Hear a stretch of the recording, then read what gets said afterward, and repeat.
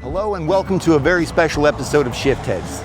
This year, 2026, marks several momentous occasions. First being 250 years of the United States independence from Great Britain, and also 100 years of the historic Route 66. And here I am standing outside of one of Oklahoma's greatest Route 66 roadside attractions, Lucille's gas station and roadhouse. When my father was just a kid, he would ride with his parents, my grandparents, out here to Oklahoma from Southern California for a few summers. And he rode in the back of a pickup truck my grandfather bought brand new. He bought that truck at Garner Ford in San Bernardino, California in 1965. And even though I cannot confirm it, there is a good chance that my grandparents did stop here at Lucille's for either fuel, take a break, get some refreshments, have a bite to eat, and Lucille would have been absolutely happy to take care of them. Unfortunately, Interstate 40, which is just behind the camera, bypassed a lot of chunks of Route 66 and all throughout the states in which it traversed. And that devastated businesses that relied on the traffic that traveled along Route 66. The completion of Interstate 40 through Oklahoma was done around 1975, and some businesses at that point closed shortly thereafter. And I mean, by 1975, Route 66 in itself was just becoming a distant memory. However, Lucille managed to stay open since she was in such proximity to Interstate 40. She served travelers and locals alike at her little gas station, diner, and four-room motel that you see here right behind me.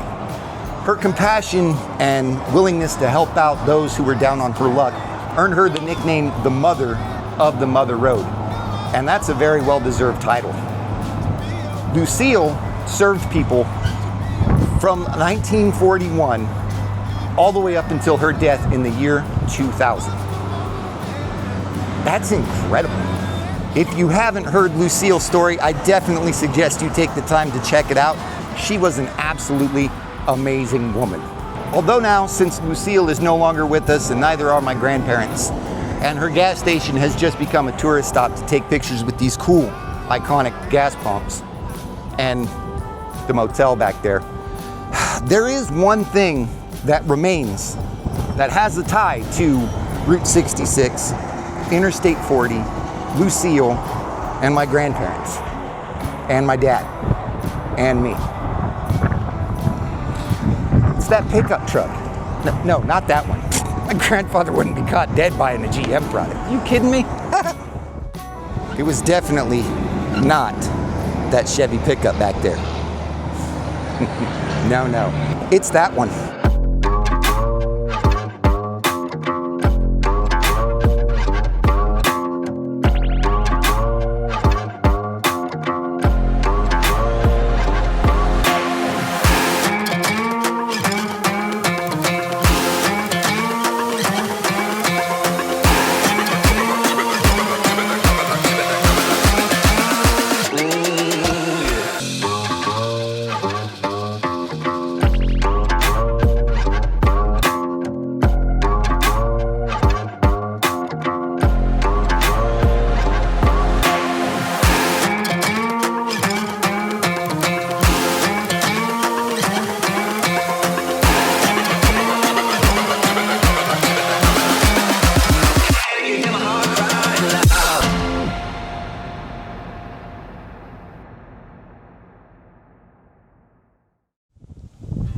This is the truck my grandfather bought brand new way back when. Of course, it doesn't look anything like it did when it was new, but that doesn't bother me. My dad bought this truck from my grandfather sometime in the 70s, and he's hung on to it ever since. And it's been torn apart and rebuilt several times over. It originally was red and white two-tone, and then it was blue at some point, and then somewhere in the mid to late 80s, roughly around the time I was born, he was in process of taking it apart again to get it to this gorgeous yellow. But I showed up and it got put on the back burner. Sorry, Dad. And one thing is for certain though, this screaming yellow paint demands your attention, and I love it. And yes, there are many custom touches that my dad and I have done to it over the years, but as far as mechanically it is concerned, it still has most of its mechanical original components. For example, it still has its 3-speed manual transmission with column-mounted shifter, cable-operated clutch. It's got drum brakes on all 4 corners, no power brakes, no power steering, crank windows, and no AC. It is a 100% mechanically operated truck that gives you no mercy as far as creature comforts are concerned. Last year, I was at a cruise night for a car show here in town, and I ran into a guy named Sean Whitley. Y'all know him as Farm Truck.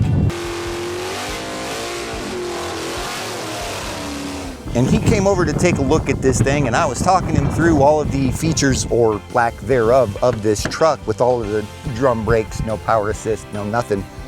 And he was very impressed. He called it a man's truck and said, you gotta be awake and alive and know what you're doing in order to drive this. And that, I took that as a huge compliment. And Sean, if you're watching this, thank you so much. You gave me a huge boost in confidence to drive this thing. Because let me tell you, that day was the first time I drove it a little over a year ago. And I was nervous. I was scared. You see, the first time I drove this truck, I was nervous, I was scared. I felt like I was on a first date with a woman that was way, way out of my league. But now that the first date jitters are over, it's really not that bad.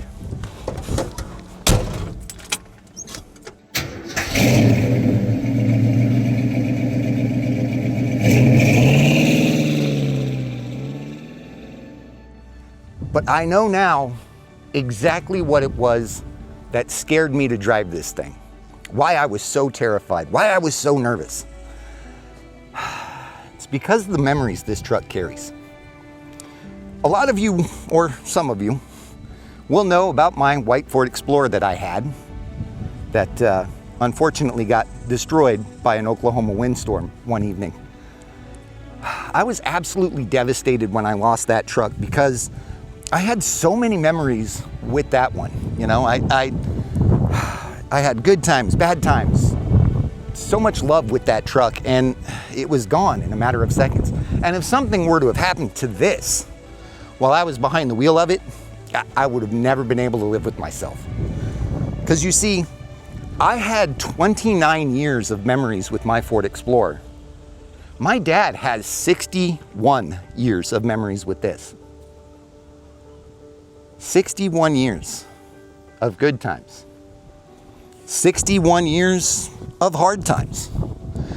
61 years of love and compassion. One day I was talking with my dad about it, and he said, son, it's just a truck. And there was a calmness and soothing tone in his voice that told me he is prepared and ready for me to take my turn with this. And with that, I drove it for the first time.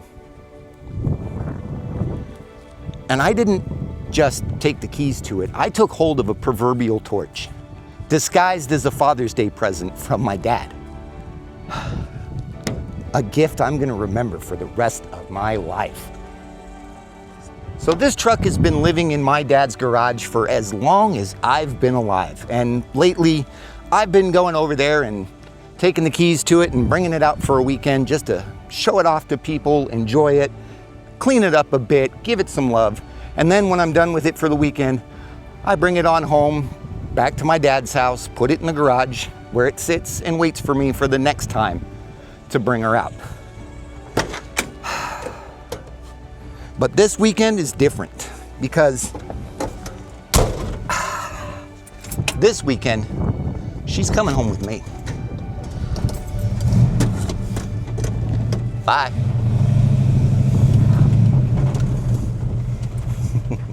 And this is her new home where I will get to keep her clean and shiny and get to stare at her whenever I want and to fix her little problems and issues that pop up here and there. And I am so looking forward to sharing all of that fun, exciting stuff with you because there is quite a lot I want to get done to this old girl. And I'm absolutely excited that you would be willing to join me in seeing all of that. Can you tell I like Ford trucks? Now, something real quick. I never ask you guys to like, subscribe, share, comment, all of that stuff. But since this video is so special, I really, really do urge you to like, subscribe, share, comment if you feel like you want to. And the reason I don't ask is because it really annoys the crap out of me when other YouTubers do it.